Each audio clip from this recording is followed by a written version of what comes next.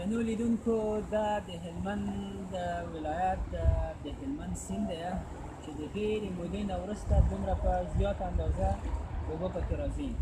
مخکې له دې څخه دغه سطحه ډېره ټیټه وه د اوبو نه، چې په دې ځای سړی لاندې ورښکته کېدلی شولی او هغلته به خلک ګرځېدل. اوس نو په دغه اندازه اوبه د پروني باران څخه وروسته پکې را روانې دي. دغه خوا ته هم داسې ور وګورو چې والا ډېر ډک راغلی دی رود. دا څومره عمر کېږي چې په هلمند کې دا 2 کاله تقریبا دومره اوبه نه وې راغلي لکه هم 6 کال چې په دې باران سره راغلي.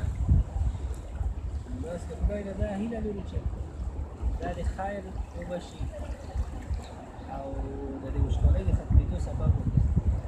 امین کې والا وچکالي انشاءالله ختمه هم کړل. دغه یو باران دومره ګټه وکړل چې څه درته ووایم. ټول ته خدای ته ونیسم. زه د یو تا مبارکه څېره کې اوس ثبت کړم.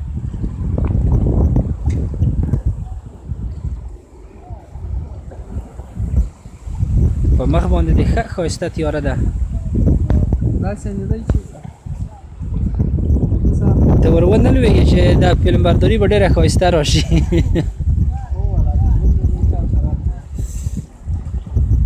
انجینر صاحب اسدالله حقیار د ما نږدې ملګری او همکار.